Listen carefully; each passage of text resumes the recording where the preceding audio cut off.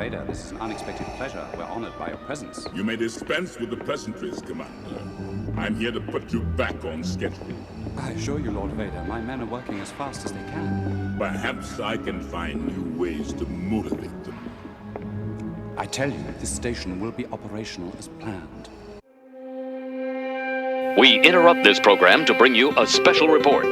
This is Cheapseat Reviews.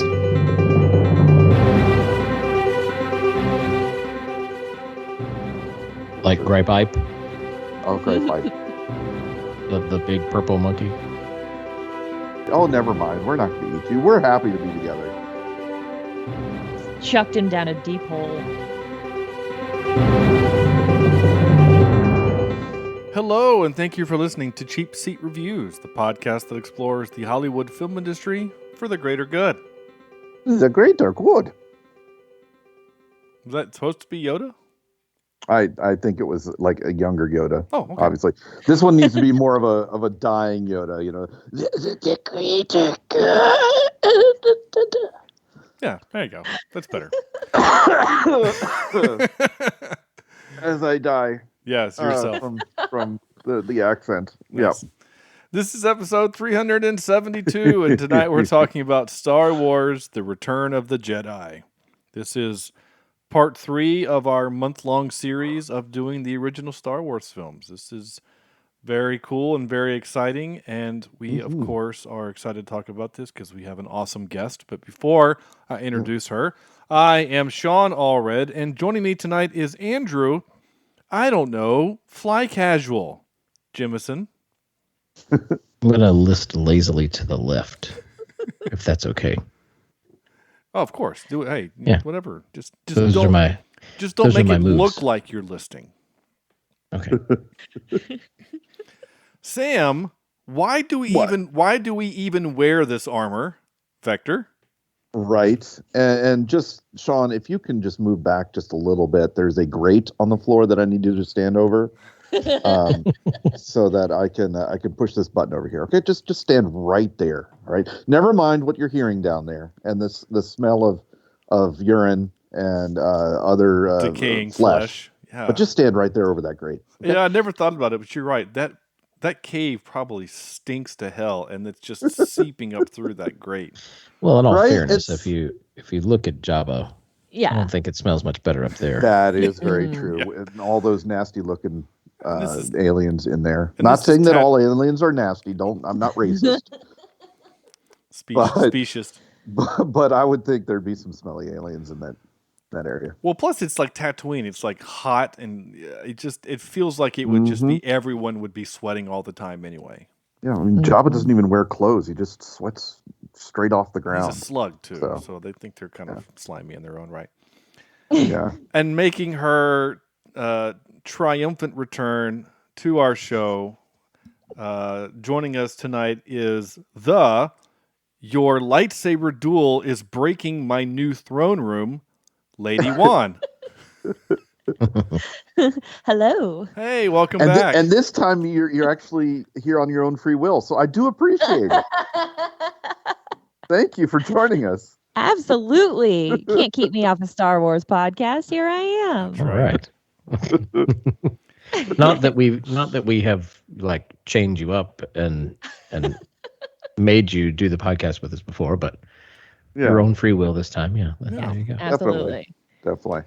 So we were trying to remember last night, and I forgot. So you have joined us for Sucker Punch Yes. and Hidden Figures, but there was the first one. What was the first one?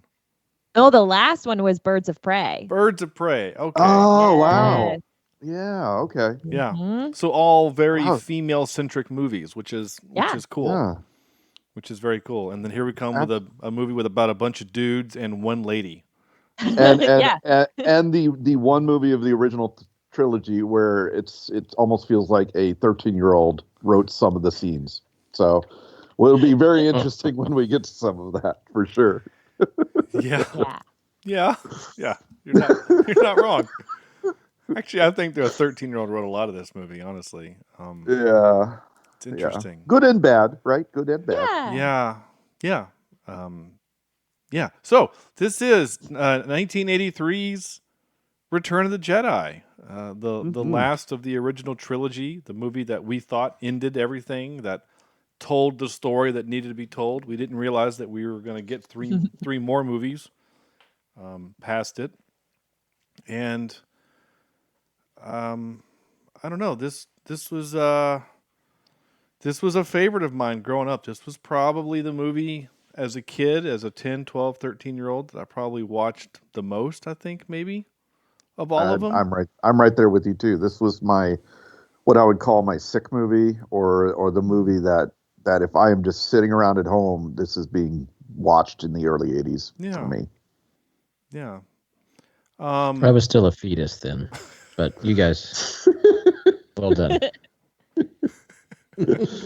Oh, the funny thing is, I don't remember a time when I didn't know about this movie, right? So it's right there. I was probably, 6, 7 years old when I really started loving this thing, which is the perfect age for a Star Wars fan, really.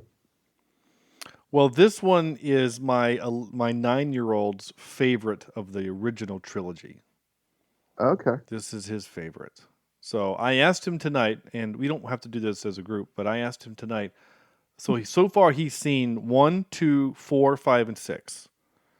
Okay. I held off on 3 because he's 9. Yeah.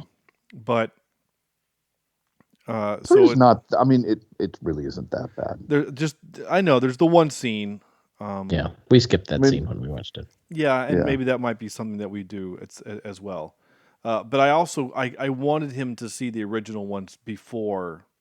I really wanted him to see the original 3 before 1 or 2, but I was kind of overruled in that. But so his favorites are, in his order, 1, then 2, then 6, 5, and 4. So that would be his order. Yeah. I was surprised. Really, that, 4 is his worst, huh? Yeah, the one that kicked everything off. Yeah, I was surprised by that as well. I was surprised that he liked Empire more than A New Hope.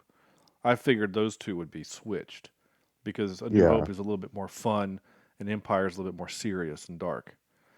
But yeah, I had a conversation with someone day before yesterday, talking about Rogue One and how you almost have to watch Rogue One before you watch episode 4 now.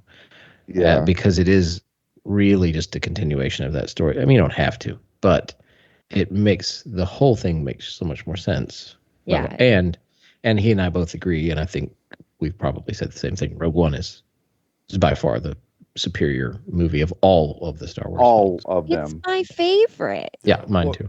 Definitely It's of the Disney era Star Wars. Yeah. Definitely.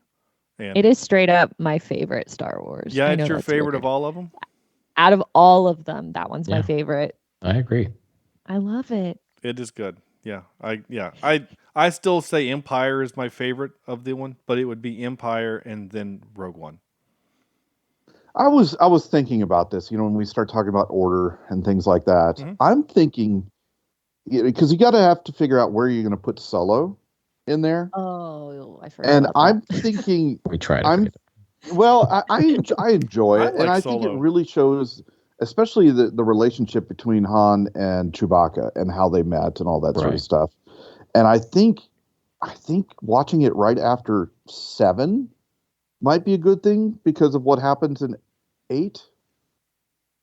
Huh. And you understand Chewbacca's pain a little bit more there, because you see it a little bit here at the end of Empire Strikes Back, and kind of even into this a little bit as well. But I don't know. It's interesting to think what where would you put that something along that lines. I do like the idea of if you're going to watch them in an order.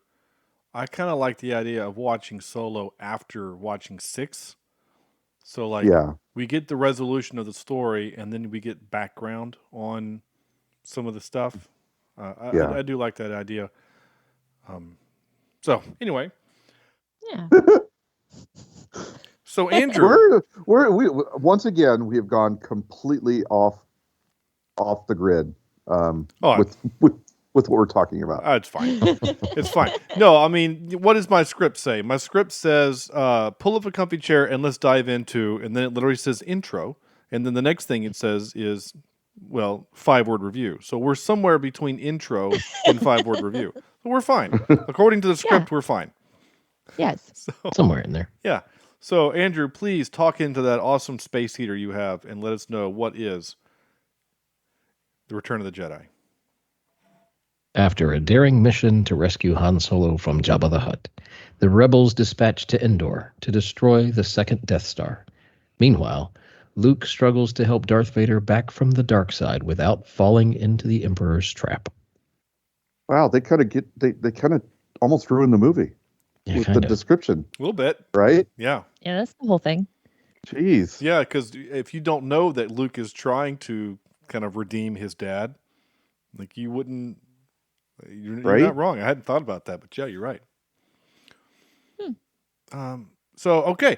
So before we do our 5 words, we kind of teased a little bit. I do want to kind of so like Lady Wan. I mean, I know you've seen this movie. You watched it very recently, obviously, but like, kind of tell me your kind of story with Star Wars, because this is kind of our first time having a chance to chat with you about it. Yeah. So my personal history with Star Wars is a little bit odd, considering the fact that it has inspired my podcast name. It wasn't a huge part of my childhood growing up. It was the movie that my school in 6th grade, the original A New Hope, we had it on tape and we had to watch that anytime it rained and we couldn't go outside for gym class. So for all of 6th grade, every time it rained, they just shuffled us in a room and just put on Star Wars for like 45 minutes. And they would never keep track of where we left off last time. So I was just watching chunks of Star Wars on repeat for about a year. So that was my introduction to the entire series. And then eventually I saw Empire and this and really enjoyed them. And I saw Phantom Menace in theaters. And I am young enough that I thought Jake Lloyd was cute, and that was okay to think at the time. And then never saw the rest of them until Force Awakens was happening. And I personally love Force Awakens. It's I think it's my 3rd favorite. That's where I'm putting it in my overall ranking of these movies. I love it. It's all the joy of Star Wars and none of the things that annoy me about A New Hope as a woman with agency when watching A New Hope. Is I'm just like, so she gonna do anything or no, she's just gonna, okay. She does. I'm very frustrated by it. So I loved Force Awakens, and I love some parts of Last Jedi and slightly less of Rise of Skywalker. All right. That's all very I'm fair, kind of with you there on Force Awakens. It was the movie that reinvigorated the entire franchise, even if it is a rehash of A New Hope. It was everything. Yeah, it was everything we wanted to see in a Star Wars movie. It was so fun. Yeah, and unfortunately, kind of went off the rails after that. Yeah. But I still enjoyed it. I still enjoyed all 3 movies, and when we did our reviews of them, I believe we all gave them pretty high marks. Yeah. It's just rewatches that kind of diminishes the specialness of it. Yeah. I think. So when I watch Force Awakens and it ends, I'm always like, oh, I wonder what's going to happen next. And then I don't like acknowledge that I know, and it's disappointing. I'm always just like, wonder where this story's going to go. Okay. Yeah. just got kind of crazy. I like the idea that like you just decide to just fill in your own story from that point. It's like, okay, well then the Resistance wins at the end. Rey becomes awesome, and Finn is whatever, and Poe does his thing. Yeah, it's great. Okay. Yeah. Well, cool. All right, so we'll do some 5-word reviews, and then we'll get to kind of dive into more in depth about this movie, because again, this is an original trilogy movie. This is a movie that's been talked about a million times. Zillion. And, yeah, and so I promise I will try to be a little bit better about complaining about the Disney Plus version. It did kind of feel like that's all I did in A New Hope, but I do want to have. I'll have a little bit of a gripe, but for the most part, this movie is fairly untouched with weird editing or extra stuff. So, Well, I've got a gripe. I mean, I'll I'm not gripe saying I about something. don't. I'm just Like saying. Gripe Ipe, Oh, gripe pipe. So, Andrew, why the don't big you? purple monkey. Yes, grape ape. For those that Oh. don't know what that is, Google grape ape. Go ask your. Well, sometimes I like to oat opals and bononos, so I think that Gripe Ipe is just fine. Gripe ape. I don't know what that means, but I'm with it. Love it. Yeah, Andrew, what's your 5-word review? Oh, me already? Oh, you're gonna go. Oh Andrew. no, Okay. yeah, sorry. I'm so used to I was thinking, don't forget Andrew, don't forget Andrew, don't forget Andrew. But that's not this segment. That's the next segment. Sam goes first in this segment. I'm all screwed up. Oh, sure. Okay, so can I go? Yes, You mind? please. No, I don't Andrew, mind. is it okay if I go? I'm cool with that. Okay. All right. I just wanted to make sure. That's what my script says anyway. So go ahead. All right. I'm cool with that. I've got two. The first one is a cinematic visual feast, and I especially think this one just hit it out of the park with all the locations that they used and just how beautiful it looks. You know, we finally got a clean looking Star Wars film that still had that lived in, still had that Star Wars feel to it. But if you compare this to, I don't know how they filmed the first two movies, but this one finally looks like a modern movie. Do you think it had to do with budget? I don't know if all of a No. sudden they were able to buy better cameras. You know, I can give the first movie, you know, leeway with using, you know, Yeah. cheap stuff. The second movie, I'm surprised that it just doesn't hold up in terms of what it looks like, the quality of the picture in there. But this one, holy crap! I mean, it's got everything you've ever wanted. This is the movie, and okay, well, my second 5-word review. I might as well put this on here because I'm about to jump into it. I measure all against this. Oh. And This basically, is your yardstick? this is my yardstick for sci-fi movies, and this is my yardstick for space battles, for you know, heroes and a group movie and everything. I gauge against this movie, and it was funny watching this again because it's been a while since I've watched it, but I enjoy the heck out of it, except for the Ewok stuff. I'm still annoyed by the Ewok stuff, and I just wanted to fast forward the Ewok stuff, which takes up a lot of this movie. Let me ask you a question. Yeah, You mentioned Space Battle. yeah. Do you prefer this to, what is it, episode 3? That starts out with the... Episode 3. Yeah, the Revenge of the Sith. That the- opening space battle the is prequel? pretty. Yeah. Yeah, the prequel, the opening space battle in episode 3. I think so. And I don't know if it's because it's more clear cut. You know, they couldn't add a billion spaceships on screen in this, but I think so. I think I enjoyed it, and I enjoy the Falcon being able to go through the Death Star, which you'd think they'd fix a hole like that a lot better, but. I don't know. I measure all my sci-fi against this movie, and if it doesn't meet the cool Sarlacc pit idea, or the going down to the Rancor, or even you know, the Jabba's palace, and the Ewoks, and feeling like that planet that the Ewoks were on, or the moon, I guess it would be, is a real place. And because they used real locations and real redwood trees, you know, it felt like a real place. And I love this thing. It has flaws. It really does. And being a father to 2 girls and seeing what poor Leia has to go through, and knowing that it was more for the male gaze than it was for anything else, that kind of makes me a little uncomfortable. But as a teenage boy, Leia was my first crush because of that. So Easy there, buddy. I know. Keep it in your shorts. But like I said, everything but the Ewok scenes I enjoy, and I'm talking about even when they first meet the Ewoks, and the kind of cartoony aspect they bring to this. This was the Jar Jar of this series, and this was Lucas's first foray into creating characters that make no sense in terms of how they're able to fight against stormtroopers and.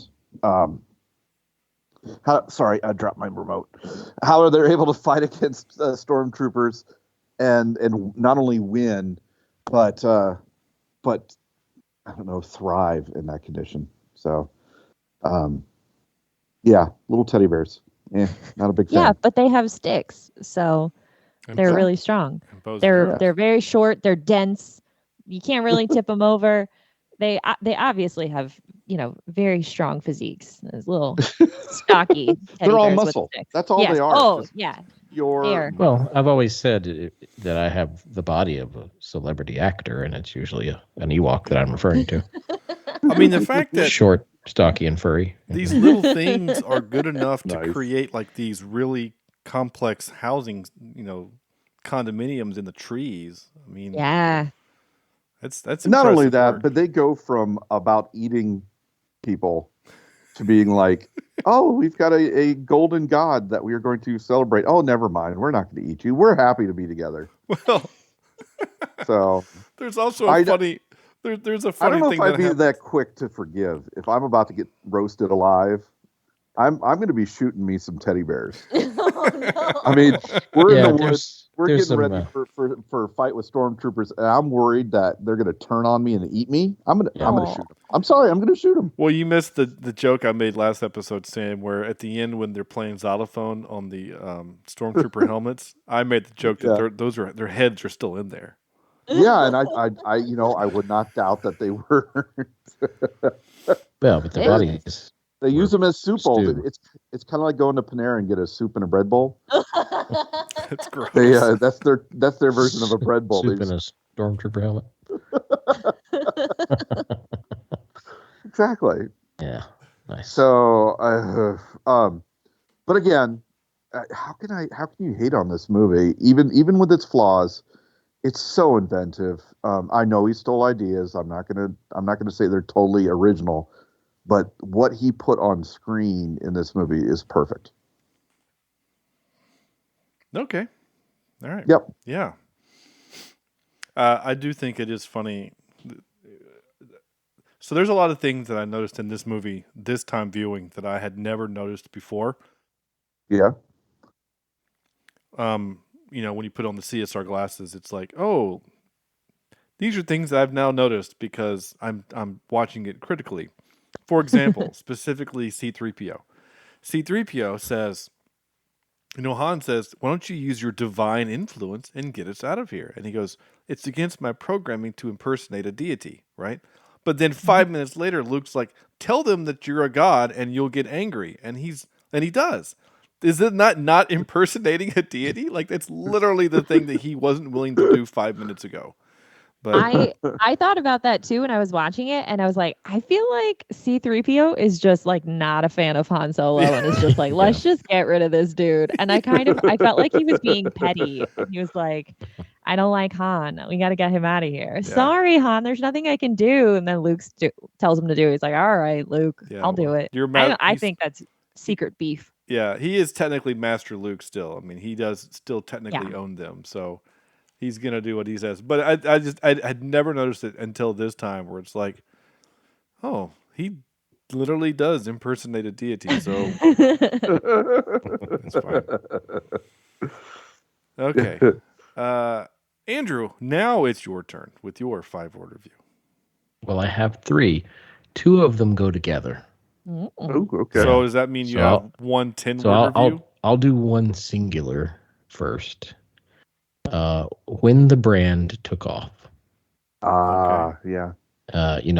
This movie, right around this time, a little bit before maybe, that's when we got the holiday special and the Star Wars brand really, I mean, those first 2 movies, people liked them, of course, and then people were big fans of them. They changed the world. But I think marketing and merchandising came from this. You know, Yeah. that's why the Ewoks were invented as a marketing ploy for basically kids. And Absolutely. Worked on me. yeah, and that's why this leads me into my next 2 5-word reviews. And like I said, they go together, so it's technically a 10-word review. I have no remorse, though. So here we go. Ewoks are a little cheesy, but far better than Gungans. That's accurate. Okay. Yeah. I honestly thought you were going to... Maybe the Gungans, they evolved into Ewoks, right? You know, the intelligence and the... No. Maybe it's just another version of it or something. I don't know. I honestly thought you were going to say the second part was going to be, but everything's better with cheddar. Like, I thought that was No. Yeah, this, again, watching it with my CSR bifocals this time, I had to take nostalgia and put it aside on a shelf for a little while. Mm-hmm. And there are some things that kind of bother me. Yeah, you talked about the space battles. You know, at one point it got to the point where I kind of thought they were a little repetitive, if that makes any sense. Mm-hmm. You know, it just, I don't know if they weren't different enough maybe, or maybe there were some that weren't necessary. I don't know what the deal was. I just felt like it was a little repetitive in that This sense. one or the first two? This one. Oh, okay. Yeah. I've never liked the death scene with Yoda. Oh, really? All right. Interesting. Never have. I've always felt like that was very odd, or acted oddly, voice acted oddly. I don't know. By the puppet? Even when I was, even as a kid, I thought, I don't know that every time someone talks to you, you need to say their name, even when you're dying. Every sentence started with Luke. At some point, that's when you turn to your grandfather and you're like, "What? What do you want?" For God's sake, just yes, that's die. my name. What do you want? Oh, but I mean, the story and the whole scene, as far as that part of it, doesn't bother me. But just those lines, I don't know. It's kind of weird. And yeah, it's a fine conclusion to the original trilogy. I won't say it's my favorite of the original trilogy, only because it is a little cheesy. So, okay. Yeah. Sorry, I'm really confused. Our platform, our communication platform, just did something really strange. Okay, whatever. Oh, well, I thought you were giving me that look, and I was like, well, I didn't think what I was saying was my camera went blank for a second, and then it switched us back to the together view, but in just my view, and you were still there, Andrew. I was like, what is happening? So I don't know. Anyway. Yeah. Either Lady Wan's messing with me or you are. Okay. Yeah. Cool story. Yeah. Sorry. It's great for our listeners. Yeah, no, it's the best. Good podcast content. Lady Wan, what's your 5-word review? Mine is very straightforward, to the point. Fantastic, fun, family-friendly finale. Ooh, nice. I love alliteration. You did the alliteration. Yeah. I love it. Awesome. It's family friendly. Yeah. That really struck me watching it this time again. Is I was like, oh man, this is low key a kids movie, and I know that like Star Wars are like it's for kids of all ages, but this one feels like very much like embracing the family friendly vibe to it, and then also we're dealing with like family issues in this. It's father and son, it's brother and sister. Family friendly. Yeah. Yeah, I mean, like I said, I watched this with my 9-year-old, and my 5-year-old didn't she did watch it. The Rancor kind of scared her, but everything else she was good. You know, one thing I did notice in this time, this the 100th viewing or however many I've seen this thing, the Rancor could have just picked that bone out of its mouth. It has hands. It does have fingers. I've always thought that too. Right? I'm like, I mean, was it a flex move to be like, I'm just going to chomp this thing, apart? But the Rancor could have just used its hands. I think it's probably safe to say you've done this. I know I've done this, but maybe you haven't. You know those stick pretzels? Sure. I've kind of twirled one in my mouth before and gotten it stuck. And I've had to take my finger and just kind of pop it out. There's no shame. There's no shame in that. It's okay. Yeah. Yeah. I didn't want to impale my soft palate just to prove a point. Now we know that you're smarter than a Rancor. Yeah, so that's true. Oh, yeah. That's about the determined. Here you go. I do still run under closing garage doors. Because of this movie, that's why they have that little sensor. Well, yeah, well, it's either this movie or the Indiana Jones, right? Yeah. You pretend like you're trying to beat that closing wall and have to pick your hat up. Get the hat, so. Which then sets off the laser, and then it opens back up, and your wife is pissed at you because you're late for dinner. But the scene was cool. All right. I did one 5-word review, and it's actually it's 5 words. I had to add another word. Boy, you're getting cheap on us. Well, we are cheap seat reviews, but just one. Well, I usually only do one. I was in a mood recently, but I only did the one. So This one is a live action cartoon movie. Yeah. I can see that. It wasn't until this time where I'm noticing little differences. So A New Hope feels like just a straight-laced kind of space opera. It's, the acting is all everything is just kind of by the book.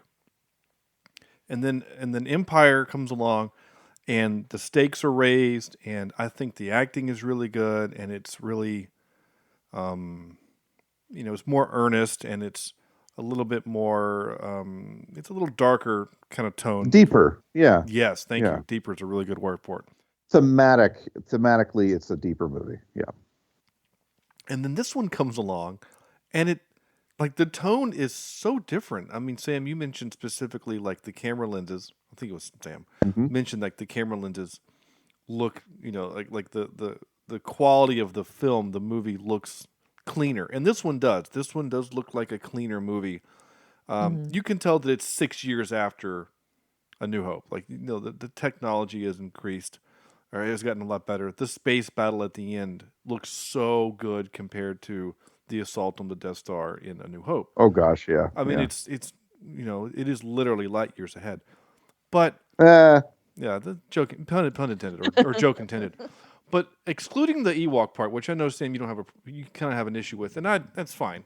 Some people like them, some people don't. I honestly think because they do a whole episode on this on the How I Met Your Mother. There's an age point in which you think Ewoks are cute.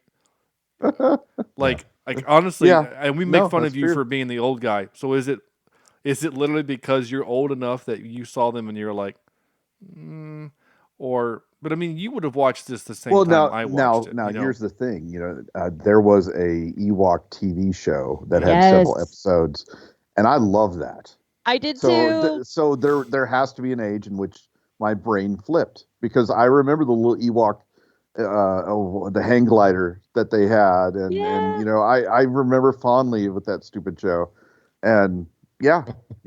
And the Ewok movies, there's 2 movies that I watched a lot also, and they're on streaming, and one day I'll force you to watch them, but maybe we'll save those for the next May the Force, whatever. Ooh. Yeah, there you go.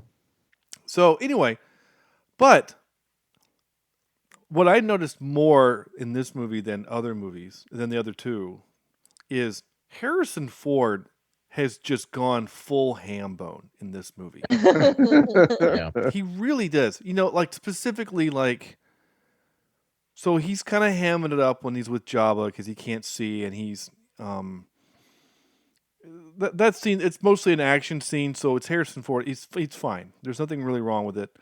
But it's when they get to Endor, especially once the Ewoks show up, he just turns into like a weird grandpa. Like so like when like specifically when he's talking to Well, he also gets so frustrated, right? When he can't he's bested by these things, right? Well, yeah. So not, when he's not yet. It's before the Ewoks, but it's where he's fighting the stormtrooper and the other guys get away, and then he's kind of left behind and doesn't know exactly what's going on. Well, so so the movie does okay. So like he sneaks up on the stormtrooper, right? So A New Hope Han Solo, even Empire Strikes Han Solo, just shoots the guy in the back. Exactly. Yep. But this one, I'm gonna sneak up on you and step on the loudest stick in the history of stick breaking, and then I'm gonna have a fist fight with this guy in his plastic armor, and again, A New Hope's Han Solo just shoots him. Mm-hmm. Yeah. You know what I'm saying? Like so I guess that some people would say, well, that's character development. He's growing into a better person. Okay, fine, but he was kind of more interesting when he was a scoundrel than this Agree. kind of cartoon hero that he's turned into. But like the part where I really noticed it was when he's arguing with C-3PO. And it's not just the fact that he's saying, when C-3PO says he wouldn't be proper, and he says proper, like he over enunciates and like he rolls his eyes. I mean, it is just pure cheese. Well, this is Luke's whininess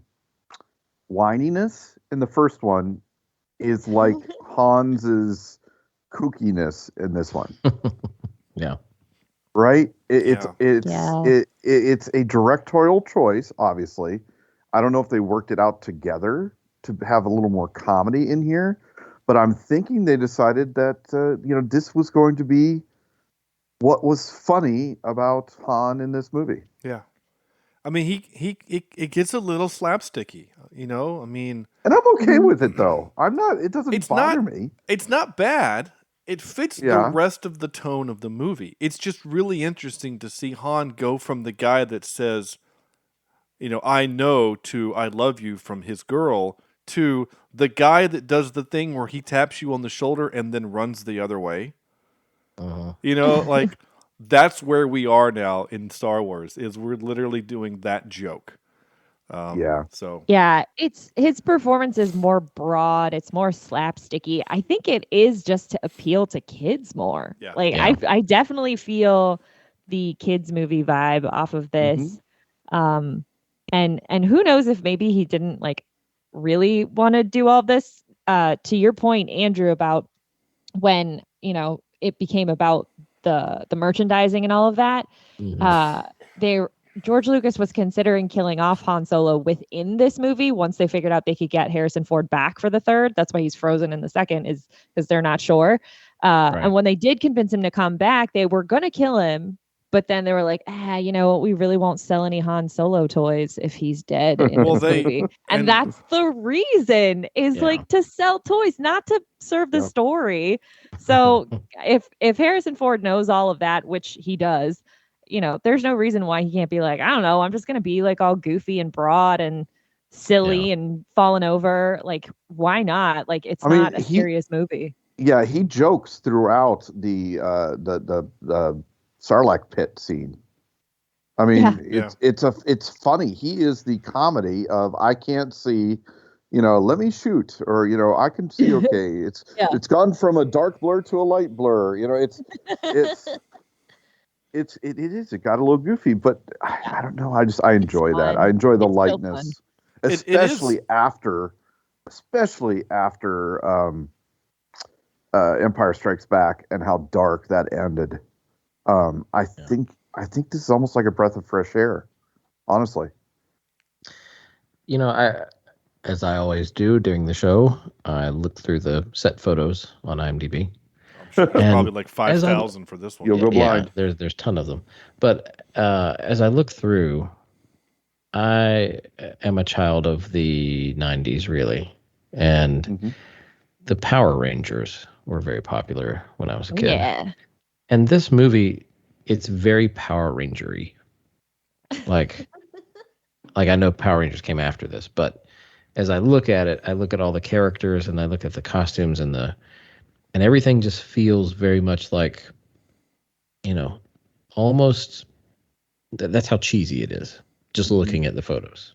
Interesting. Can we say that the pig guards are probably the worst? Yeah, design and those are really Power Ranger-esque. Yeah. Yeah. Their costumes feel so encumbering. Encumbering? That's not a word. So cumbersome. That's what I'm trying to say. That it doesn't feel like they could be a legitimate threat to your person. Right. Regardless. And that's where I was going with that. Absolutely. Yeah, exactly. They seem like they would be slow. You could just outrun them. Yeah, if I wanted to break into Jabba's place or his palace, all I have to do is just sidestep him. I could just walk behind him before he could turn around. Then I could, bop him on the head or something. Or because obviously they cannot turn their necks. Yeah. They are fixed. The bones are fixed in a position where they cannot. They cannot turn their necks. But that's squealing when it was getting ate up by the Rancor. That part, that's kind of effective. Like I said, my daughter didn't like that part. And I'm like, it's okay. It's just a puppet. It's not a real thing. It's just a puppet. And then you hear the crunch. And I'm like, I'm glad she's not watching this part. Her head was buried in my belly for that part. But she was fine otherwise. But back to Han Solo specifically, Harrison Ford is on record for saying he wanted to die. He wanted Han Solo to die in this movie. Yeah. And that was one of the reasons, the conditions for coming back to do The Force Awakens, is that he had to die. Yeah. Or the character did, obviously. So, a spoiler if you haven't seen that movie that's 7 years old now. 8 years old. One character that I've always felt like is underused, or characters, I guess you could say, are these Imperial Guards. You've got the stormtroopers. You've got the Gungan, or not Gungan. You've got the Gamoran guards. Mm-hmm. But these Imperial Guards that come out all in red, and they got these big spears, and they look awesome. They look awesome, but you never see them do anything. I feel like they're kind of wasted. But I think that's kind of why we get in episode 8, that battle scene and Snoke's chamber with all these red guards. Yeah, maybe. Yeah. I think that's exactly why, because it's like, hey, here's this new thing, and they're only here to do nothing. Yeah, you're not wrong. It would have been kind of neat to see something with them. I don't know what, I don't know. I can't imagine that there would have been enough energy to have, when Darth Vader tosses the Emperor down the trash chute, to then have the guards come out and then they have to fight the guards. Kind of like what they did in The Last Jedi. But, yeah. So I do want to praise, not that we're crapping on this movie, but this movie did something that I had not seen before at the time, and movies have done, but I think this movie did it so well. And we were in 3 different locations during the final third of the movie. We were in 3 locations at the same time, telling 3 different stories, and you're not confused. They go hand in hand with each other. I think it's really, really well done. It's really well edited. That final third of the movie is so good. I guess it's really like the final, kind of almost the final half, really. But I guess basically the final third. It's so good. We're in 3 locations. We're on Endor with the battle. We're in the space with the battle, and then we have the Luke, bit with the Emperor and then Vader. I really think that is just so well done. I just think it's great. I really do. I mean, it's crazy to think that, because the action scenes, like the space battle is happening, it's very frenetic, and then the battle on the ground is very frenetic. The moments that you have a chance to catch your breath is like these tense moments with Luke and Vader and the Emperor, and is Luke going to turn, like all this stuff. Like that's like a really interesting idea that's when you have a chance to catch your breath, is in these very intense moments. Absolutely. Yeah. Yeah. Yeah. So I've already run out of notes. Anything else we going to talk about? Because I've run out of my notes already. You know, it's hard to think about stuff that hasn't been talked about in this movie, but I will mention that Jabba's palace, his barge or whatever they call that. Yeah. You talk about explodium. What in the heck was in the bowels of that ship to make it explode like it did? Yeah. I mean, that sucker was, half of the Death Star explosion on that thing. So. Yeah. Yeah, right? Yeah, you're not wrong. He says pointed at the deck, and he shoots the deck gun at the deck of the ship. I guess they must store all of the ammunition right there.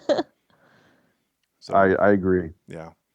Do we want to talk about the Boba Fett dumbest death of the movie? I mean, yes, everybody wanted. I mean, come on. Yeah.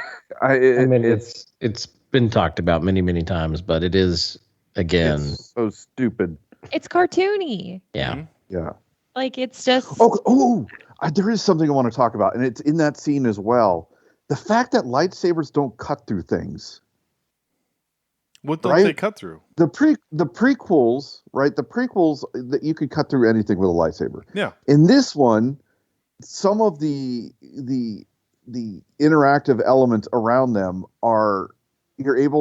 you're just not able to get cut through it, right? There are times, and just watch the pit scene again, not the pit scene, the Sarlacc pit, and he's fighting these guys, and he's hitting the arm or the handrest, whatever you call those things, the handrails on the thing, and it's keeping the lightsaber from going through. Oh, it's just like sparking, and he's just kind of bouncing off. Yeah, I got you.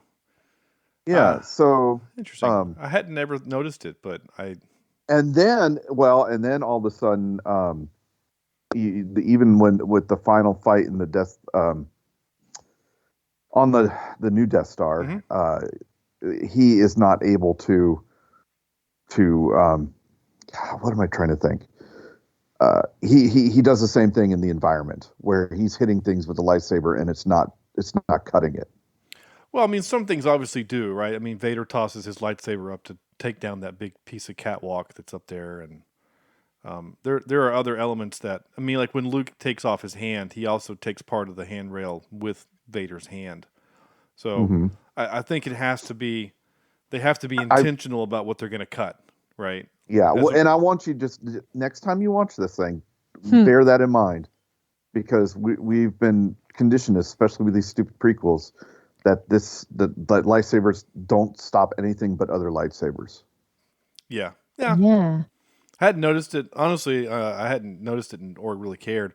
I did kind of notice, though, that for some reason it felt like, I don't know why, but it felt like Luke was killing more of the henchmen than I remember. I mean, he's cutting them down with that lightsaber. Like he kills probably, other than the deck gun, killing the rest of the people that are inside. Yeah. But I mean, he probably cuts down about 7 or 8, 9, 10 guys, plus the guy he throws out the window to the Sarlacc pit. Yeah. I almost felt bad for the guy. He's like, "Hey, I'm going to get in a fight." Nope, I'm just going to get pulled out. Okay. Yeah. Yeah. And now that we've seen all three of these, I want to talk about something that I know they were limited when these were made. But if you compare this to, and I'm saying this having not compared it to anything, but can we talk about the lightsabers for just a moment? Okay. We've mentioned the duel between Obi-Wan and Darth Vader in the A New Hope. Mm-hmm. But I don't feel like the lightsaber duels that we see in 5 or 6 really are that much better. You know, we get these wonderful weapons. We got these really cool weapons that every kid Wanted to have. Yeah. Yeah, every kid wanted one. Every grown-up male still wants one. Maybe some females too. I don't know. I wanted the lightsaber cheese knife myself, but But you never actually, I feel like we never get, until the prequels, we never really get a good lightsaber duel. Well, You know what that's I mean? also why Duel of the Fates with Darth Maul. That's why we were all just mouth open, aghast at how a lightsaber fight could look like. Yeah. You know, and it, you know, one good thing that came from that movie was that fight. And the excuses that people come up with, I think, are just kind of dumb. No offense, people who. Yeah, I mean, I know who that people excuse say this, that. Inexperience in an old man is what they say, right? Yeah, and the Darth Vader suit was limiting the mobility. It And didn't limit him in Rogue One. Yeah. No. But that's a complaint that we heard from Rogue One into A New Hope, is we see this badass just destroying everybody in Rogue One, and then he's like, shoot, get away with his get 'em stick. Yeah, he can't keep a door open. Remember, A New Hope, a door closes on him. Yeah, between him and the hangar, and I'm like, no, Darth Vader would blow that sucker wide open on there. But no, you're right. It's what they could do, you know. And I get that, and you're not wrong about the lightsaber duel. It's not great, but in the moment, you have to think about in '83, it was still pretty good. I mean, I'm thinking about other. I mean, I recently watched Highlander, and the sword fights in that movie are kind of terrible also. Jesse, I'm sorry. I know you're listening right now. And you love that movie, and you should love it. I'm glad that you love it. I'm really glad. But those sword fights are not great either. The one at the end between him and the Kurgan at the end of the movie is pretty. It's prettily shot. Prettily? That's not a word either. It's beautifully shot. But the actual sword fight. prettily. Prettily is okay, fine. Prettily. But it looks good, but the action is kind of whatever. It's just two guys hacking away with these big heavy swords. So it's kind of the same way. There's the fight scene between Vader and Luke is silhouetted. So there's a lot of really cool, you know. Not to mention the John Williams beautiful score going on at the time. Yeah. Oh, yeah. And it's like sad. It almost makes you sad that when Luke is starting to win the fight, you know, it's this really engaging music. Gosh, the John Williams part's so good. But I honestly, again, as a dude that's nitpicked these three movies, I feel like the lightsaber duel is one of the things that's never bothered me, honestly. It didn't bother me until the prequels, honestly. I get that. Just like the first A New Hope, that never bothered me until the prequels. But it's like saying, you know, a '90s kick flick with Jean-Claude Van Damme where he punches a guy and he falls down, and then a couple years later we get a Jackie Chan kick flick, and like those are completely different. You know, like Jackie Chan, takes a ladder and a mop and a broomstick to take out one guy, and so like I don't know, it kind of feels like apples to oranges, but that's what I'm saying, because but I do see what you're saying, because do we review a movie in the year that we see it? Do I go almost 30, 40 years? Holy crap. Yeah, I'll turn 40 this year. Almost 40 years ago. Yeah. And think of it in that terms, or do we encompass the entire database of Star Wars when we're reviewing something like this? And I have to say, doggone it, Shawn, I think I'm agreeing with you, where we have to do as the director intended it, and the director at the time didn't have the prequels. It didn't have, the extended stuff to base it on. So I have to agree with you, unfortunately. Which is weird. I think it's I know, right? I think it's okay to as what we do as a podcast, and for people who are listening, I think it's very, very fair to judge a movie based on when it came out, right? So we think about what the director was trying to do. And I also think it's very fair for us to judge, how does it hold up? Has this movie held up over the last 40 years? And I think we're unanimous and say, yeah, most of Yeah, it has held I up agree. really, really well. Mm-hmm. There are a few stop motion issues, green Yeah. screen issues, Yeah. but it doesn't take you out of it. No, not right? at all. And I would argue even the green screen stuff is only because we have such technology on our TVs now. You know, like Yeah, that we can see. Yeah. like no, when you're right there too. when Luke and Doggone Han it, are Sean. having the when Luke and Han are having the conversation on the speeder at Tatooine, like that's very clearly they're on a set, and that's either it's a blue screen behind them or it's like one of those projected images, right, of the sand, the dunes going by Right. behind them, right? But when I watched this on the TV growing up, that was a tube TV that was a 20-inch on my VCR, it looked like they were actually in the desert because, your VCR kind of helps hide some imperfections and like all of those things, because when they were making this in '83, VCRs were a thing. I know betas were out, but We were still renting VCRs at that time, by the way. yeah. Well, gosh, my dad, his first VCR he bought was like $700. It was Yeah. insane. Yeah. Yeah.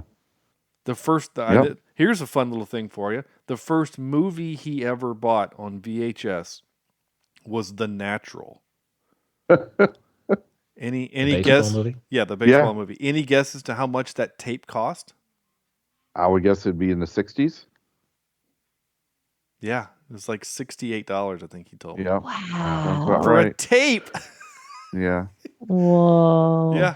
Remember when even DVDs were so freaking expensive. Yeah. Yeah. Well, even the That's first discs wild. were like $30, and that Yeah. felt like a lot. Like now I'm looking at a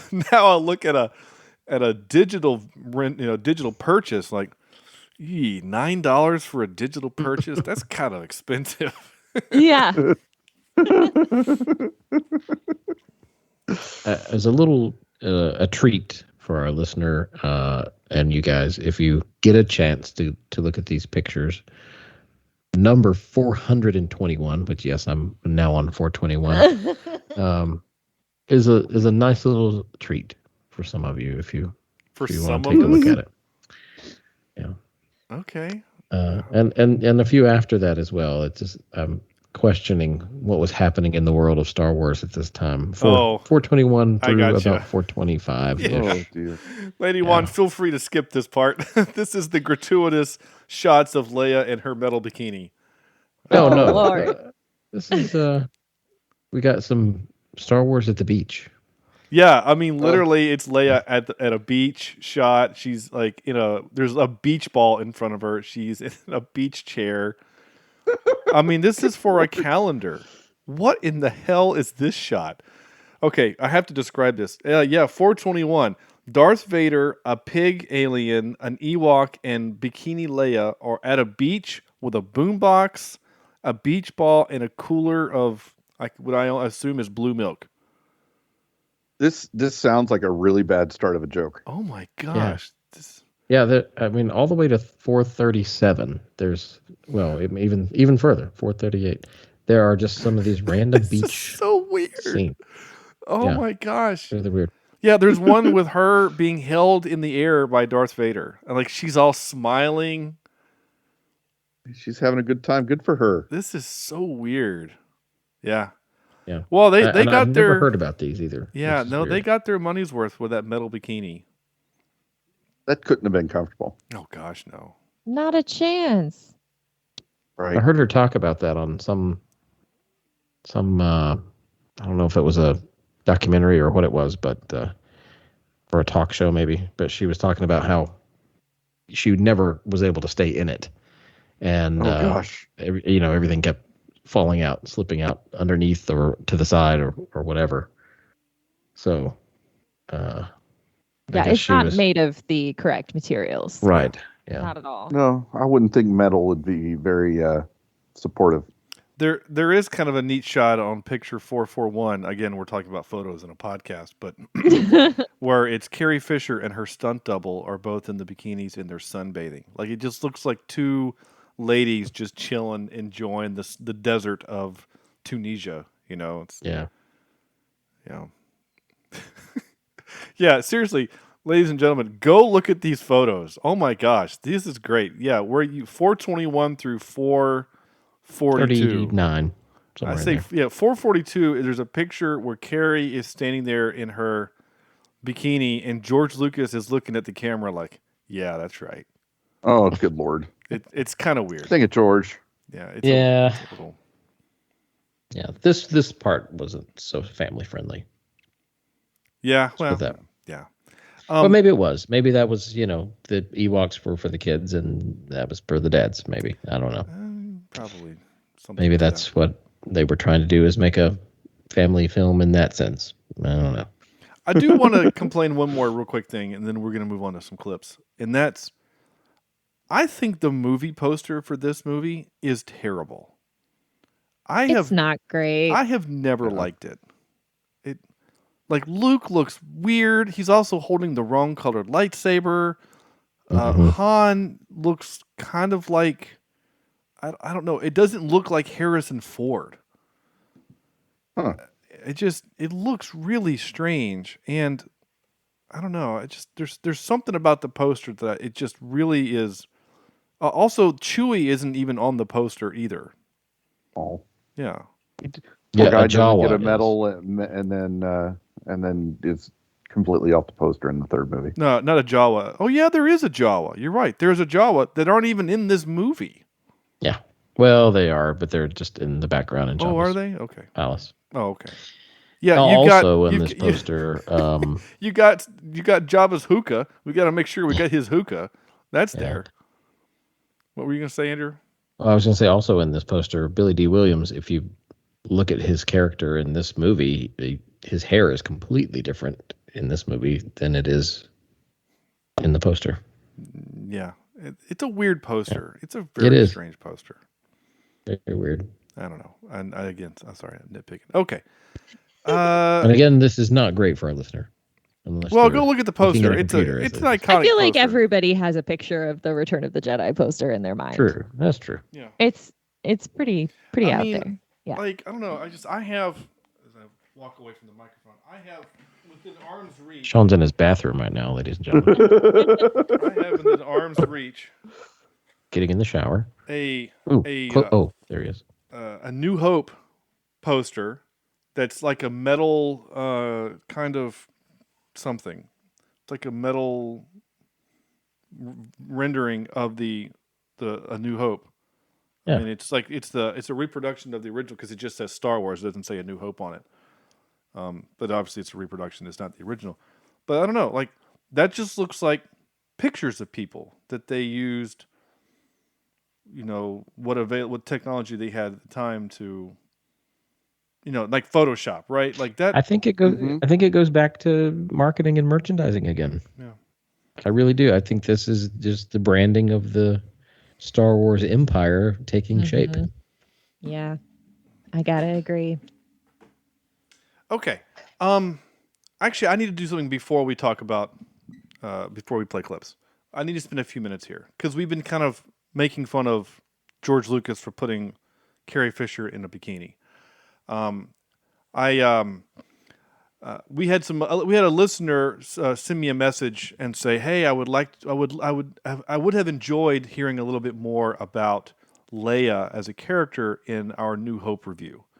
And I thought this is actually a really great opportunity since we have Lady Wan on here, since we've done so many kind of women empowering movies with you, that we can kind of talk about Leia, basically, who's the only woman in the galaxy.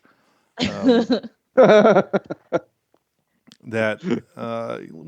talk about her over the course of these last three movies and how her arc has progressed, and how she went from not quite damsel in distress, but kind of damsel in distress to, like a soldier lady at the end of this movie. A general. Yeah. Yeah. I think A New Hope really frustrates me because she's relevant to the plot, but then doesn't really participate in it. Her contacting Obi-Wan starts everything off, but then she sort of is just along for the ride uh, the whole time, and nothing. She doesn't really make any choices anymore.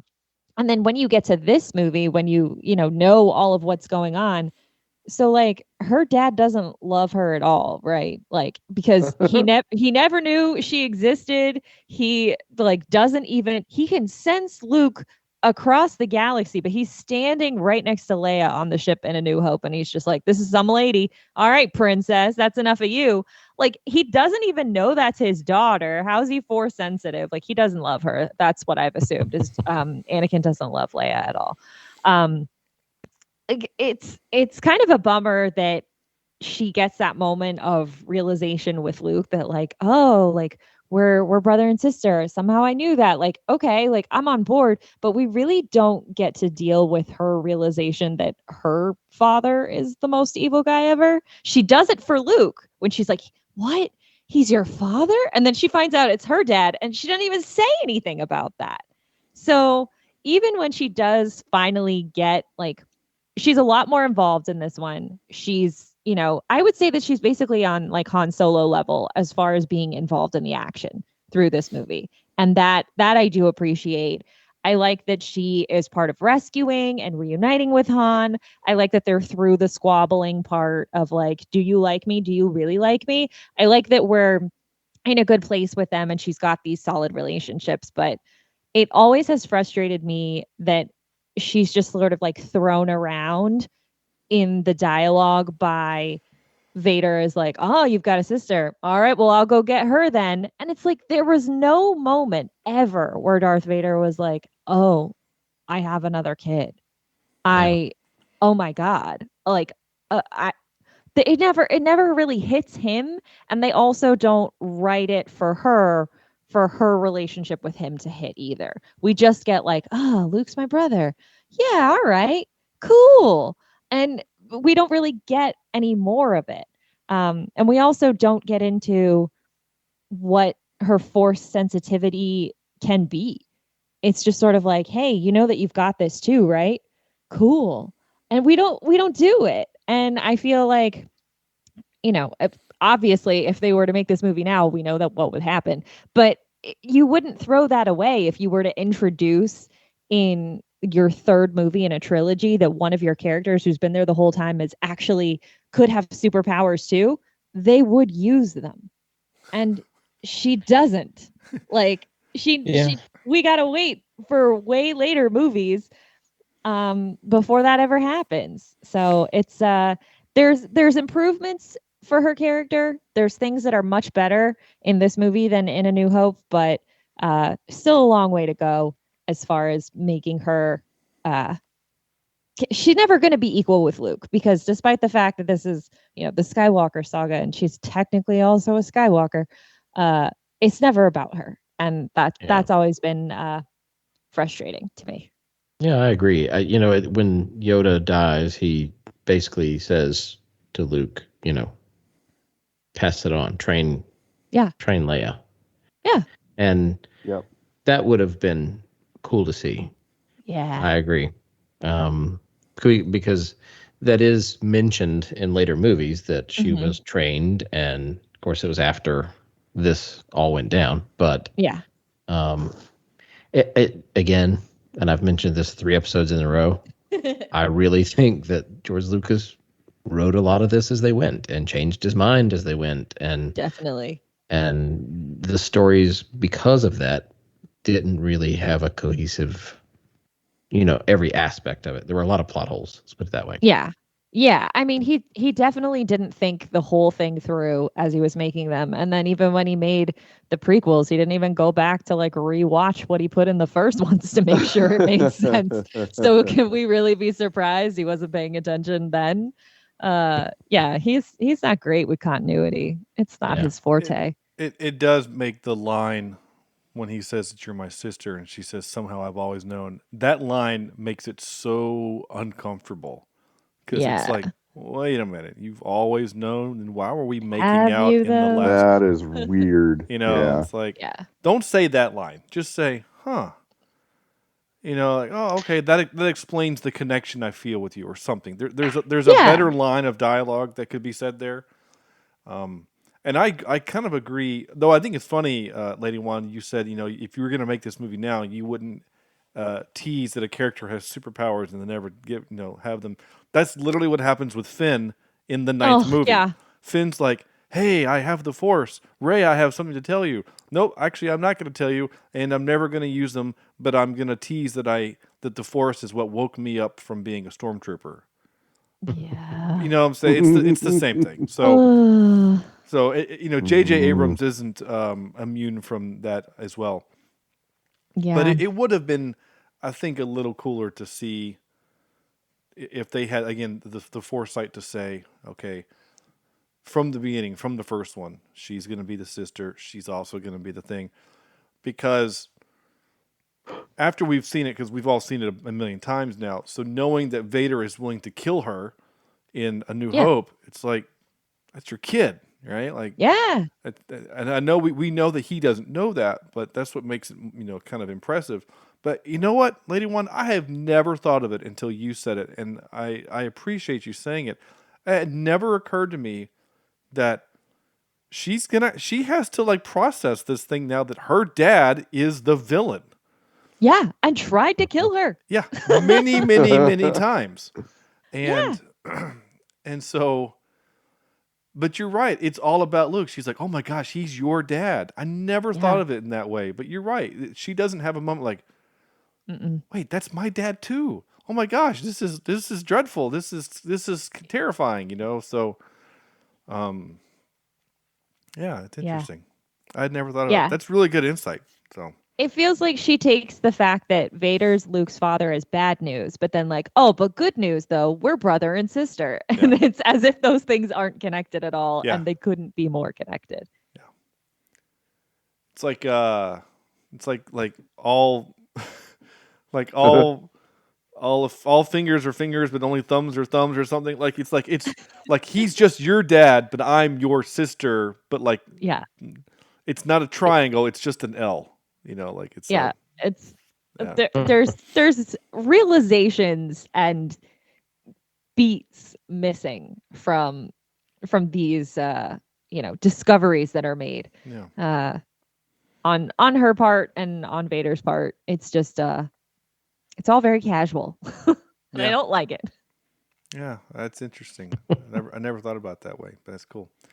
Okay, well, I'm glad we did kind of talk about that because one of the things I've always kind of liked about Leia is that I know she doesn't do a lot in A New Hope. I mean, she's essentially, again, she's there to be rescued.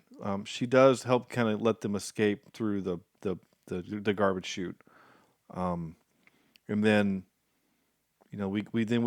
and then for the rest of the movie, you're right. Then literally once they escape the garbage chute, her sole purpose is to eventually hand out some medals. Like that's all she does. Is she looks worriedly at C-3PO, and then hands some medals out at the end of the movie. In the second movie, there's more of the relationship between her and Han, and whatever. And whereas this movie, again, she's like becomes General Leia kind of, and I think that's really kind of a cool thing. And one of the things why I don't mind my daughter watching is like. There's the girl. She's kind of a badass in her own way. Yes. So that's a good thing. Okay, I have some clips of this movie, and I'm going to play them now. So here's a little bit of Han Solo saying Han Solo things. There's nothing to see. I used to live here. You're gonna die here. Convenient. Yeah, convenient. Okay. This is always, again, you guys know me well enough that audio is my thing. This has always annoyed me that they took him saying Boba Fett and then they just inserted it again. It's the exact same way he says it. So when you isolate it out like this, it's really jarring. Boba Fett. Boba Fett. Like oh yeah, yeah. And it doesn't even sound. I haven't noticed it until you isolated it there. Yeah, and he says it. He looks at Chewie. Chewie says something to him, and he says Boba Fett, and then that's when he says it again, and then he says where, and then that's when he turns and stabs him with the rocket-inducing pole, and then he goes and does his thing. But I mean, it's the same bit. Yeah.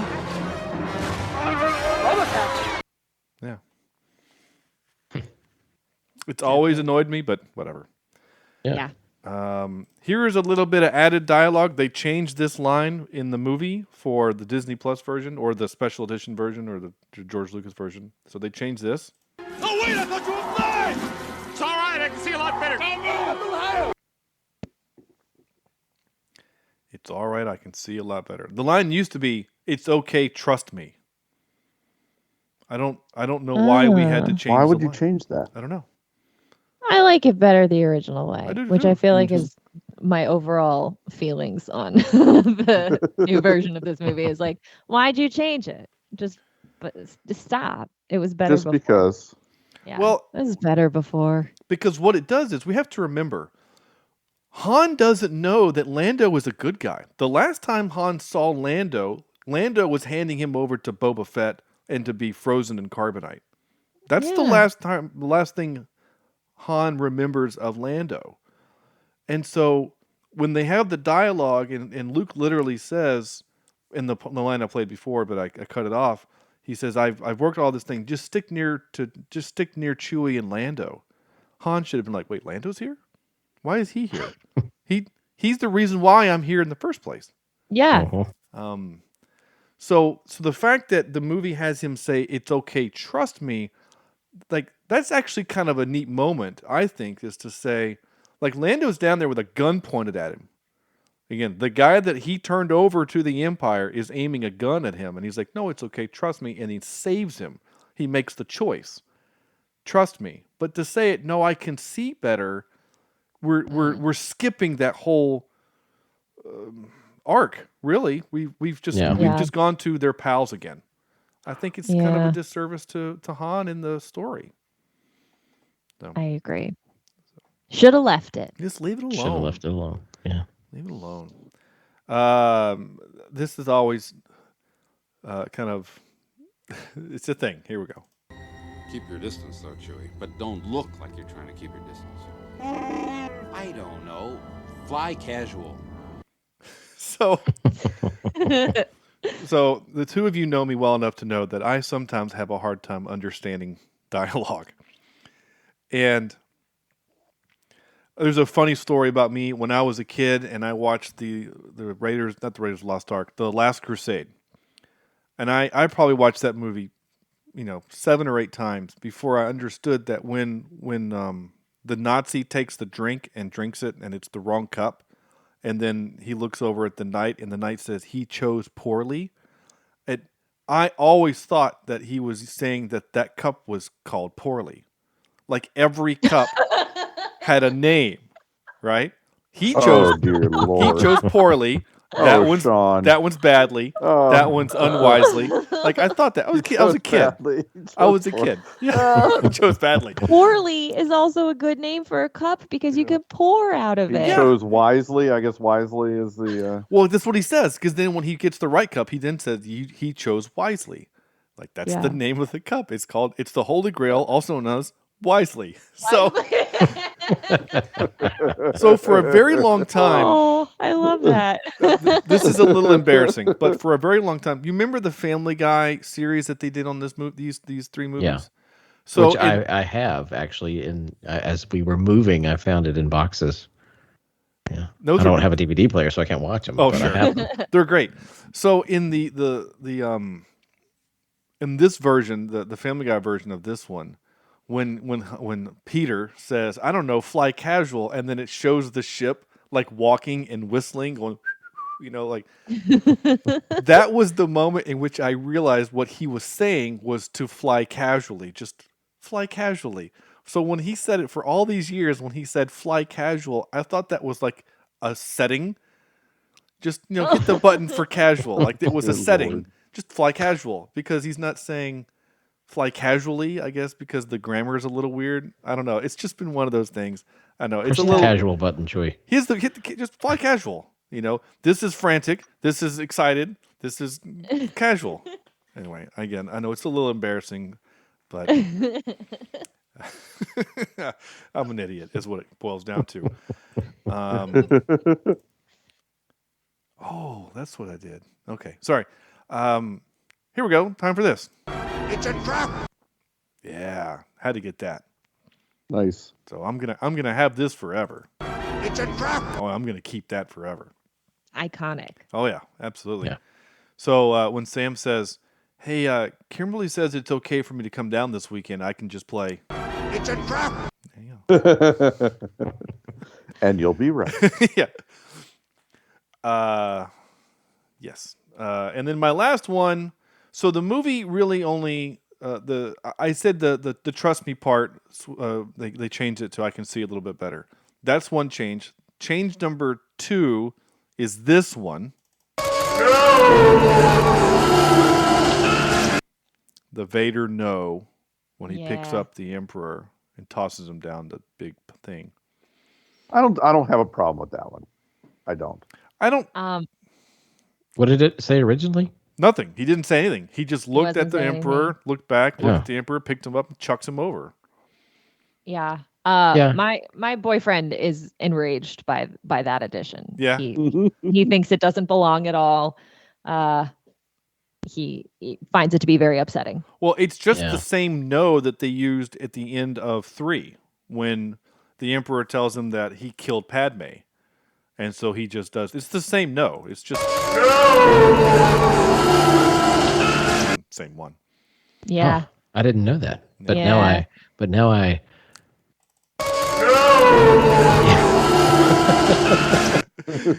There you go. Thanks. I will say this. There's also something kind of funny of the idea that Palpatine is the greatest, most powerful being in the galaxy. And he is defeated by being picked up like an old man and tossed like a frisbee. Yeah. I mean, like, Chucked him down a deep hole. yeah. And so, That's it. like when people complain about how Rey defeats him at the end of the Rise of Skywalker by just using her 2 lightsabers as an X, and he ends up kind of killing himself. It's like that's really not that much different than just being picked up and thrown. I mean, it Yeah. was a wrestling move, and all of the Jedi strength, all of the training, all of the things. It was a wrestling move. What did it? It's just Yeah. anyway. It's a trap! Okay. Time for a little bit of trivia, and then we're going to get out of here because, well, it's late. Again, this is a movie that's got so much stinking trivia. So I grabbed a couple that I thought was kind of fun. Carrie Fisher really cared. Oh, wait, I didn't play this. Sorry, I'm supposed to play. And now for some more bad news. Ready? It felt weird. Carrie Fisher really cared about Warwick Davis's well-being during filming, as he had to spend it in a hot Ewok costume. She also provided him with cookies and chocolate milk between takes. Davis later commented she was the best thing an 11-year-old Ewok could possibly wish for. Oh. Oh. Yeah. Somebody mentioned something about the ships during the Battle of Endor. In the Battle of Endor, many of the ships and other objects far in the background are actually things like chewed up gum. The crew knew that there was so much action going on that people would not notice things like this and used it to fill the picture in the background. Okay. Love it. I like this one just because it's audio related. The actress who was Mon Mothma had to re-record all of her dialogue after it was discovered that her microphone had picked up the sounds of pigeons roosting in the set ceiling. Wow. You should have left that in. There's pigeons everywhere. Well, I mean, Even in there's space. There's giant pigeons. squid that Pigeons are in flying. space. It's fine. The Sarlacc sounds are a combination of alligator hisses and the sounds made by the crew while eating pizza. That's Hey, one way guys. to do an in-house sound Hey- check. That's Hey great. guys, I've completely forgotten to do my job. Just and I need Just I chew need into some this more microphone. sound. Yeah, just eat your pizza while I'm recording. Now, I found this one while we were recording, and this one I'm gonna label. I don't. Where is it? I need one. Crap! I can't find it. This is so. This bad. awkward silence is brought to you by. That is one big pile of shit. There we go. There we go. It took me a while to find it. I don't think this is actually bad trivia. I just think whoever wrote this is being a dick. So, and Jesse, this one's actually, you'll appreciate this one. I'm specifically talking to listener Jesse. David Lynch was originally offered the chance to direct this episode of the franchise. He turned it down because he believed that it was a Lucas thing. He went on to direct Dune instead. Despite this, his career was able to recover. Like, oh wow! Despite Dune, is that what they're saying? That's what I'm a trying to. hilarious burn inserted into trivia. Yeah, like that's what I'm trying to figure out though. Is it despite not doing Star Wars or despite Dune 1984? I think they're saying despite Dune. I think they are they too. are. Which is again, that's like a dick thing. Like it just seems like such a mean thing to very put mean. in the trivia. Yeah, Dune's bad though. It's weird. Yeah. It's definitely I've actually never weird. seen the David Lynch version. I've only seen the new one, which I really, really like. So Yeah, the David Lynch one is if you don't want it to make sense and you don't want it to look that pretty. It's that. Okay. I know Jesse is now mad and he's yelling into his phone right now because he loves that movie. But that's fine. I just thought I saw that and I thought, leave your commentary out of the trivia. Okay. Time for this. Excuse me while I whip this out. Top 3. So this movie is largely in part about redemption, about that Darth Vader is able to be redeemed at the end of the movie. Oh, we haven't talked about the elephant in the room. Oh my God, the ending of the movie. Can we talk about it for just a second? Yeah. Okay. So the version that we saw, the music is different. It shows CGI versions of Coruscant and Naboo and all these other places celebrating the death of the Emperor. Yeah. And the music is different. It's still John Williams, but it's just different. It's not nearly as celebratory. It's just kind of like this. It sounds like something you would hear in an elevator. I'm just going to be honest. Mhm. It's not John Williams' best. He had it lying around. Here you go. He phoned it in this time. He probably Yes. literally did it over Skype, right? And then they have Force Ghost of Obi-Wan, Sir Alec Guinness, and then Yoda, and then they insert Hayden Christensen as Anakin Skywalker. Why? Yeah. So why? That is the worst choice. So And we stupid. talked in the about history this. of choices. It's horrible. Yeah. We talked about this, I think, the last episode. We did. And I stand by my reasoning that I think that maybe in some of our minds, and by some of us, I mean before the prequels, we would see the character of Anakin and not, I mean, we knew who it was, but we'd never seen his face in anything else. And so when the prequels then came out and Hayden Christensen was Anakin, and that's the face that we all know of Anakin, then he felt it was appropriate to use his image there. That I can kind of forgive past the prequels, I guess. and I can't remember if it was last week or if it was with my wife. The argument was the reason why he's Hayden Christensen is because that's when he was still good. That the Force Ghost allows him to be when he was a Jedi. Yeah. Then Okay. like I that's, think that reasoning makes the most sense. it Is does. like Yeah. As far as the story of the plot, right? In the zeitgeist of Star Wars, that makes the most sense as to why it's a thing. I think Andrew's 100% right. They use Hayden Christensen because we know who he is. We Exactly, see him and immediately go, that's Anakin. So I showed my 9-year-old both versions. I let him see both versions. And I said, which one do you like better? Because when he watched the Disney Plus version, because he watched that one first, I let him watch that one first. He starts asking, why are they celebrating on Naboo and Coruscant? Like, I don't understand. And I said, well, the galaxy is celebrating that the Emperor's gone. He goes, oh, okay, I guess that makes sense. And then when Anakin shows up, he goes, okay. Like, that was it. But then when I showed him the other version with Nub Nub, and he was like, oh, this music is more fun. And I said, yes, it is.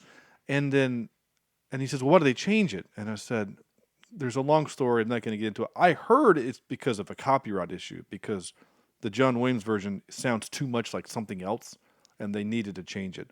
Not to mention that the timing would have been off. They would have had to, adding in the Coruscant and Naboo and all that other crap, they would have had to, whatever. But I asked him, I was like, so when you see the old man there, do you know that you know that that's Darth Vader, right? You know that that's Anakin. He goes, well, I do because you told me.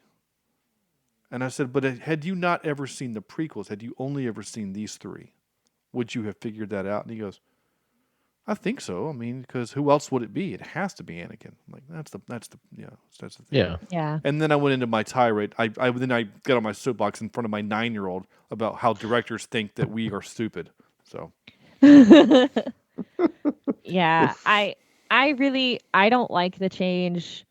I don't like any of the changes, but I hate the change of the song because Yub Nub is awesome. It's so fun and funny and it's cute. And I don't like the Force Ghost thing either, because like he's not super good in Revenge of the Sith. He's pretty bad for most of that. So like I don't know. I don't feel like looking at that version of Hayden Christensen, I'm like, you killed a bunch of kids. Like yeah. You did. He was still bad, like Yeah.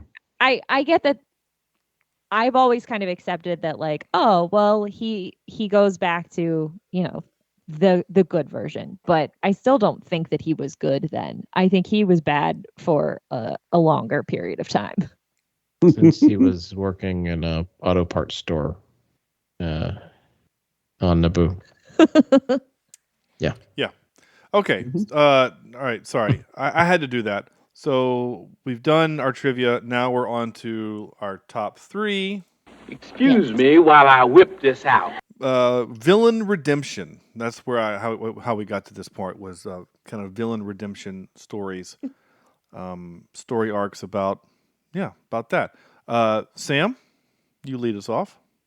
All right. I have my number 3. I've got Loki in Thor Ragnarok and Earth earlier, right? And then I've got my number 2. I've got Oscar Schindler in Schindler's List. Ooh. Yeah. And then my number 1 is the T-Rex from Jurassic Park. And you knew I knew I was going to put that in there. Yeah. But it has to be. It has to be there. Love it. That's funny. That's great. Honestly, that didn't cross my mind. Well, I even teased it pre-show when we were you were on the phone. I even teased like, I think Sam's gonna you could use the T-Rex, and he's like, yeah.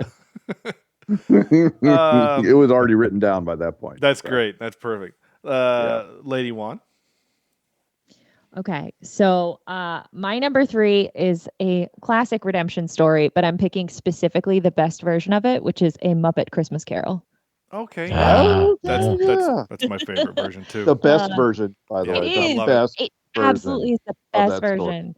Oh my Yeah. gosh, I love it so much. My number 2 is he's not quite a villain, but he's not a great dude when the movie starts. It's Groundhog Day.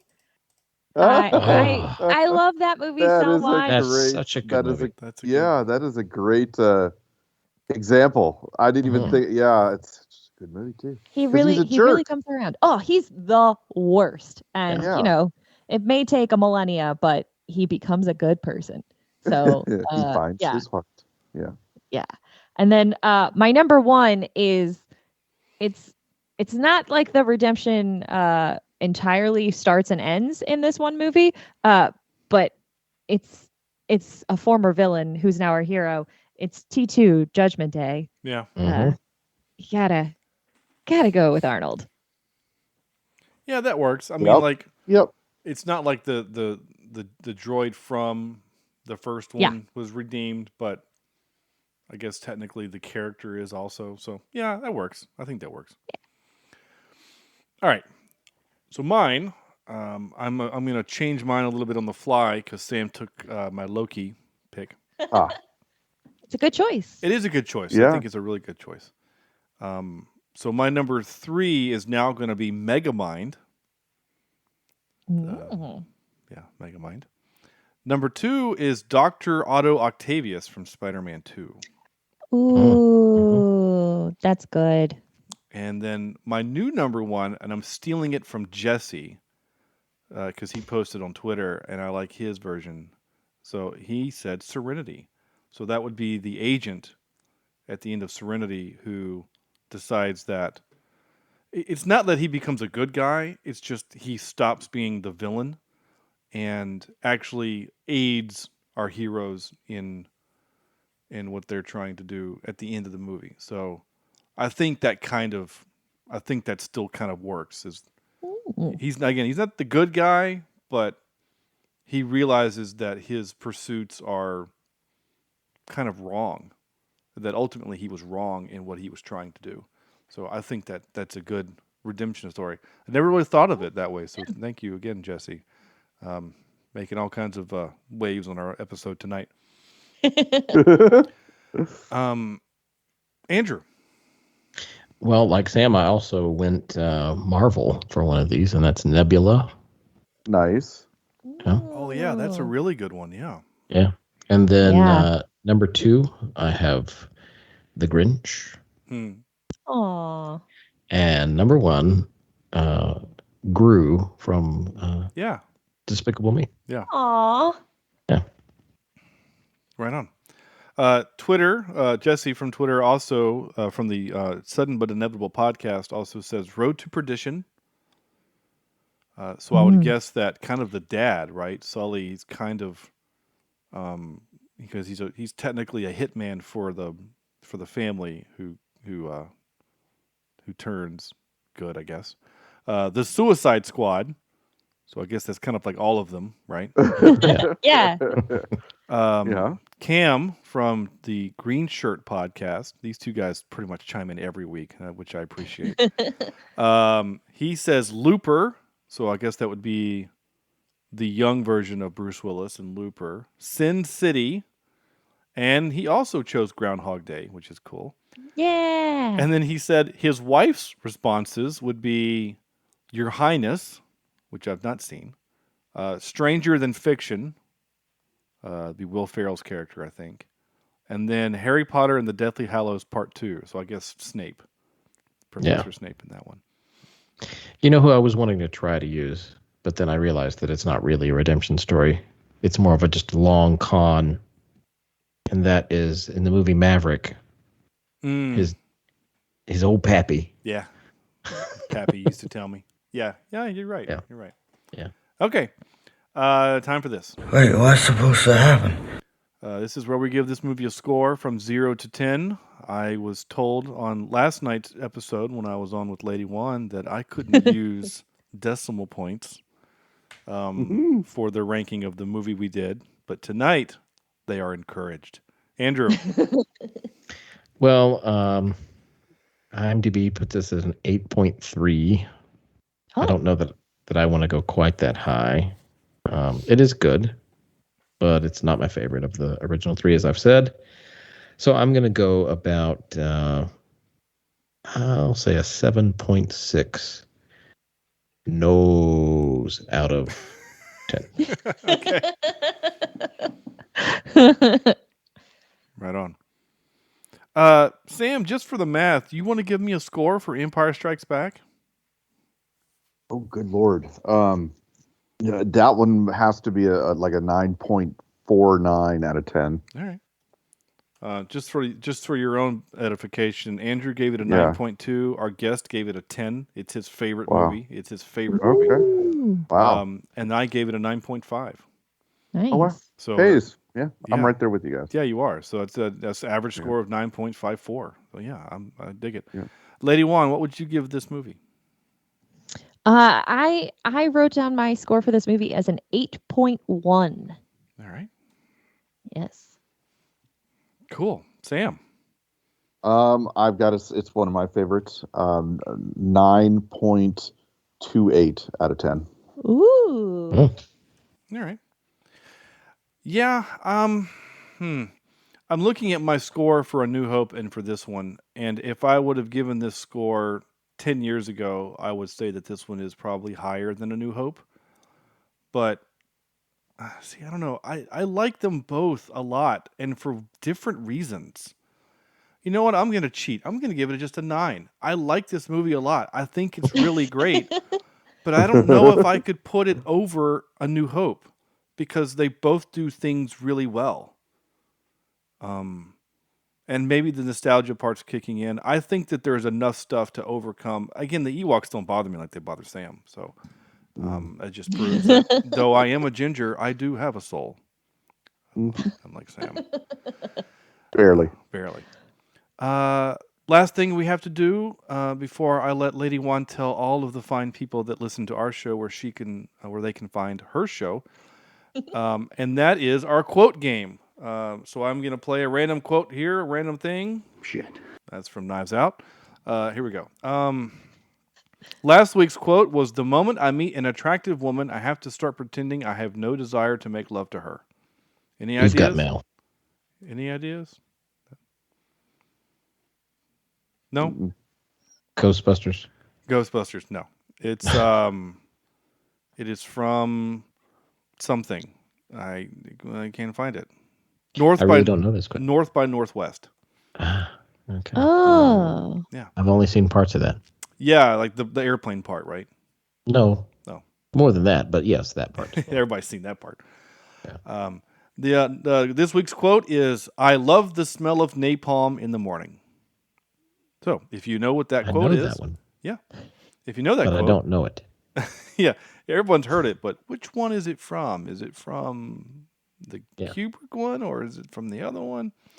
If you know it, shoot me a message with your address, and I'll mail you a sticker. I have been getting a couple of messages from people, but they're all people that already have stickers. So I know there are other listeners that listen to the show that don't have stickers. I will mail you a sticker. It's as easy as that. Lady Wan, please tell people where they can find your show, Screen Run, that I was on recently. Yes. I think I'm going to take a guess you're going to beat me to putting your episode out. So coming soon will be Shawn on our episode where we discussed Alien Resurrection. Screen Run is the show that I do with my co-host Chris Scalzo, and season 2 is the Alien movies. So we're going film by film through the Alien series, and you can check that out. Screen Run is the name of the show. Screenrun.fun is our website. I am on Twitter at the Lady Wan, also Letterboxd. You can follow me there. And I was also recently on Binge Movies, ranking and reviewing Tom Hanks's 80s movies. I'm a contributing host on there, so I pop up from time to time. So that was a particularly bonkers episode. If you want to hear me get really mad about the movie Dragnet, you can listen to Binge Movies. I just want to know where Big is, so I'll go take a listen to that episode. You gotta listen to find out. Yeah. Their Twitter post, they mentioned something about Big, and apparently there was a big discussion about that as well. I didn't mean to make the pun with Big, but yeah. Yeah. And also, I just want to make sure people understand Screen Run. What a really neat concept that they're doing is that they pick a topic and then run the topic, right? So your season 1 was movies all directed by Kevin Smith. Yes. So I'm a little bummed out I wasn't on for Cop Out because I actually like that movie, which is, I know, weird, but I like it because it's Bruce Willis. And he gets an extra, not now, but, a lot of his older stuff, now he just makes shit. But, back then, I liked that movie. It's weird, but I liked the buddy cop with him and Tracy Morgan. But it's a neat show. So, now they're doing the Alien franchise. So, Alien Resurrection. Go watch it. Just not on Amazon Prime, apparently. Cause it's it doesn't look that good on Prime. But it really doesn't. But listen to the episode. Yes. Hear Shawn talk about Alien Resurrection. Yeah. Is that the kill me? Yeah. Yes. Okay. And she kills her with fire. Yeah. Light me on fire. Yeah. It's horrible. Yeah. Right? Yeah, Sam. Terrible. Yeah, Sam. If Better I way to ever die. need you to mercy kill me, please make sure you do it in the most horrific way possible. Yeah. We got into it. Yeah, we did. It's the whole kill me, but no, wait, stop. Not like that. Yeah. Not like that. It's that movie. Oh my gosh. Okay. We have been Cheap Seat Reviews. Thank you so much for listening. This has been a blast. So there won't be a traditional show next week. We're off for Thanksgiving. There will be a bonus episode. We're going to do a bonus episode, which is really cool. I'm going to have Eric come back on from the Cinematic Sound Radio podcast, and we're going to talk about the film scores of Star Wars. We're just going to do nothing but film scores. Yeah, talk about motifs and all sorts of fun stuff. All kinds of words that music people know. So that's next week. In the meantime, go to cheapseat.com. Cheap Seats. Oh my gosh, what is our podcast? I don't know. Cheapseatreviews.libsyn.com. Good Lord. There you can get the links to all 300 something other episodes we have. Please leave us a review on iTunes. I know that it's been confusing. It's been brought to my attention that we have 2 podcasts out there. That's changing real soon. So go leave us a review on Cheap Seat Reviews.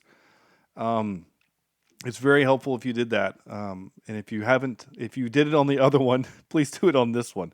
It'll make sense later, I promise. At Cheap Seat Cast is Twitter and Facebook.com, Instagram, all the places. Just go to our Linktree, linktr.ee/cheapseatreviews. That's it. That's our show. I have nothing more to say. Lady Wan, thank you so much for coming on. This was a blast. It's so much fun when you're Thanks on. again. Thank Yeah. you. Thank you for having me. I had a great time. Great. We're so glad. That warms my heart. And and that's going to do it for us. I'm also very excited. I'm going to tease now. December, we've got some fun stuff coming up. You guys, Andrew came up with the coolest month theme that we've done like ever. It's all nudity. Yes. No. We're going to be nude. No, wait. That's and not. Shawn has to watch it all with his parents. So. Yeah. No, wait. None of this is real. No. It's going to be really cool. Looking forward to it. No, but that's going to be January. You just wait. Yeah. Right. No clothes January. No, that's not it either. How much awkward silence can we create in the Allred house? All of it is the answer. Thank you so much for listening. On behalf of the Lady Wan, Andrew, and Sam, this is Shawn saying thank you so much for listening, and we'll see you next week.